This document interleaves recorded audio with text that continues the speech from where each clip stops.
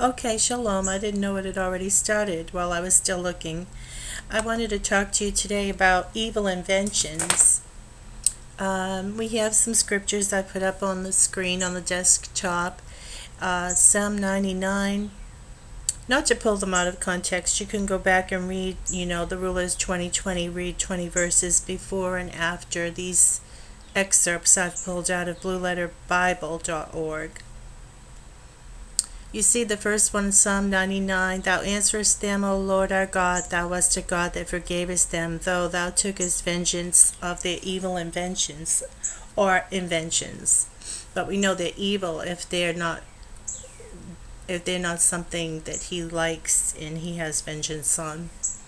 Psalm 106 has, on verse 29, Thus they provoked Him to anger with their inventions, and the plague break in upon them.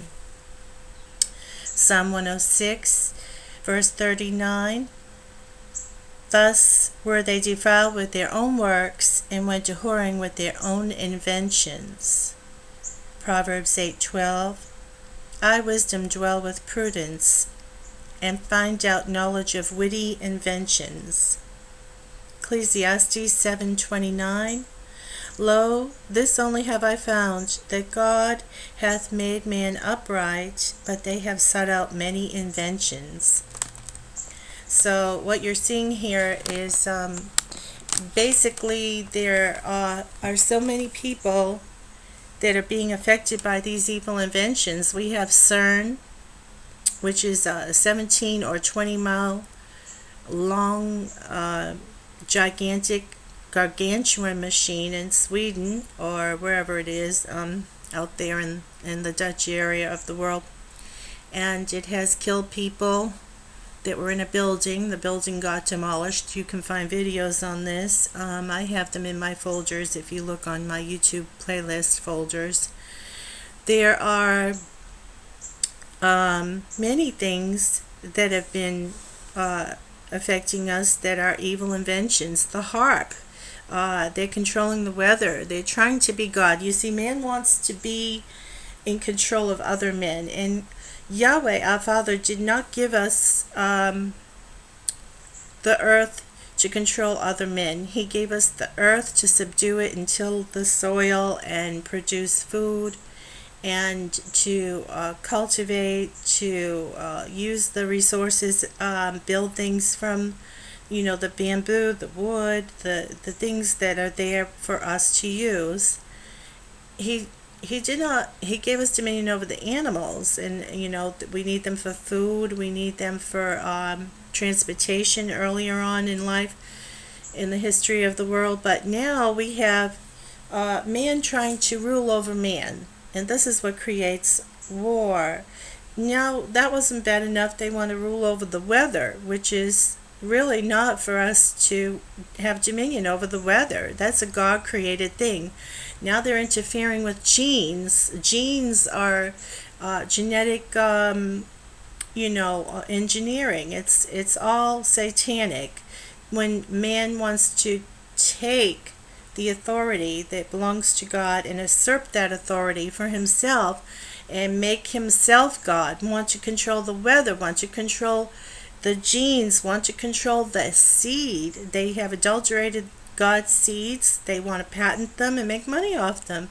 They don't want to subject themselves to God. They want to be God themselves, just as Satan wanted to be God. And that is the problem we're having today. But it is not a time for fear. It is not a time to be distressed, and it is a time to remain calm. It is a time to rejoice and look up, for our redemption draws nigh. It is a time to bring in the harvest, for the harvest is plentiful and the laborers are few.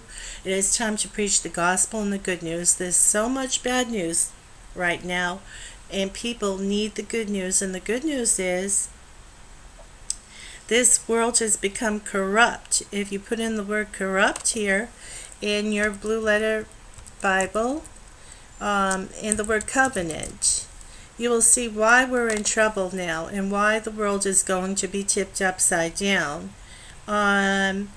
okay, they have changed the covenant, which is the covenant of the land of Israel, the covenant of marriage. This is what is causing the oncoming onslaught of Isaiah 24, which will be God, Yahweh, Elohim. He has control of the planets. We cannot control those. They haven't found a way to really do that yet. If you read Isaiah 24, it talks about the earth becomes empty. He makes it waste and turns it upside down and scatters us, the inhabitants, abroad. He destroys, in verse 2, the whole social strata system. All people's status will be equal after this. It's the same with all the people. The land is utterly emptied, and we see that it is because the inhabitants have, verse 5, defiled. The earth also is defiled under the inhabitants thereof, because they have transgressed the laws, changed the ordinance, broken the everlasting covenant. Therefore hath the curse devoured the earth, and they that dwell therein are desolate. Therefore the inhabitants of the earth are burned, and few men left. We're going to see famine. Verse 7. No more music. Verse 8. No more alcohol and getting drunk. There won't be any more to be gleaned. Grapes will be few. And so we'll see a mourning. Joy will be darkened. The land is going to be desolate. The people are going to suffer. And so we see the wobbling already happening. That's described here in verse 20. The earth shall reel to and fro like a drunkard. It's doing that now, and shall be removed like a cottage, and the transgression thereof shall be heavy upon it, and it shall fall and not rise again. And it shall come to pass in that day that Elohim shall punish the host of the high ones that are on high, and the kings of the earth upon the earth. These are the people that are doing these things. And they shall be gathered together as prisoners are gathered in the pit, and shall be shut up in the prison, and after many days they shall be visited.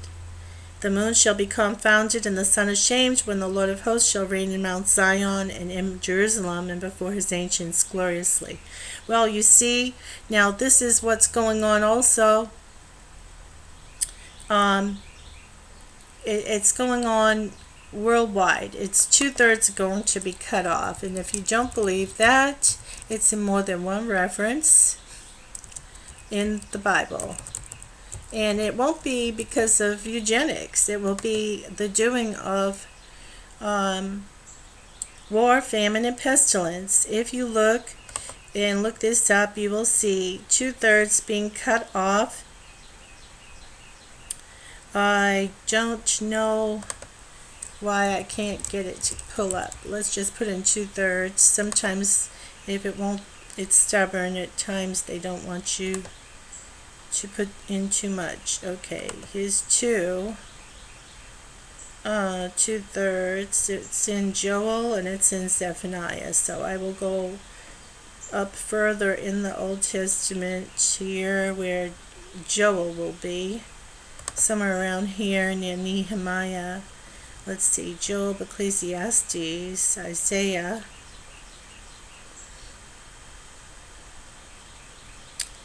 Ezekiel, I think, also references it. Well, it's in Zephaniah too. I mean Zechariah for sure. Zechariah.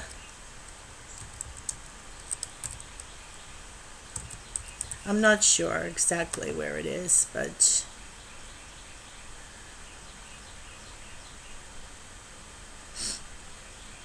I don't have it right at hand. But if you go and you look up cut off, it's surely going to come up under cut off. The world is already in extreme distress in every kind of way. There's no shortage of bad news bearers, but we are to be heralding the return of Christ, not the Antichrist. We're being here to explain the good news, the gospel. We are not proclaiming another gospel. We need to really keep that in mind. And so that's where the Lord has taken me in my thoughts today, and I wanted to share that with you. Too bad I can't seem to get to Joel. Let's see. I'll have to just type it in because cutoff isn't working. 2/3 should work. 2/3. I'll try it again.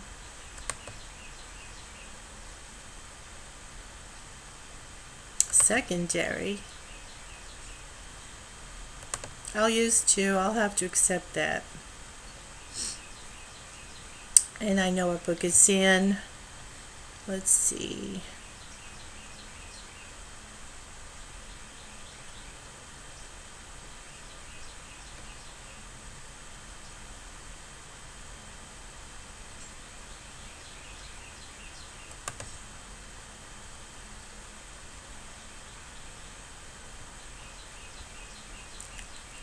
Okay, 2 olive trees are in Zechariah.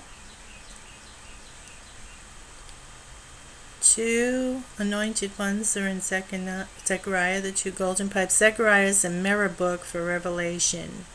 It has so much in it that's reiterating. Here we go, Zechariah 13:8. And it shall come to pass that in all the land, saith the Lord, 2 parts therein shall be cut off and die, but the third shall be left therein.